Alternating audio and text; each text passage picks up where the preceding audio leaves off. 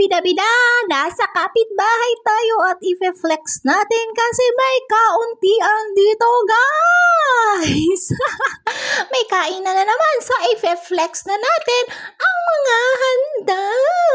Ayan ang pansit, ang manok at ang pizza, guys. Oh, ayan, takam na ang inyong bida-bida. Magte-taste test na naman tayo dito.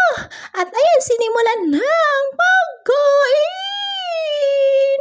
Siyempre, hindi mawawala ang inyong pida para tikman ang handa. At ayan na nga, sinimulan ko na sa pizza. At masarap naman siya, guys. O diba, enjoy na enjoy ang inyong bida-bida sa kainang yan.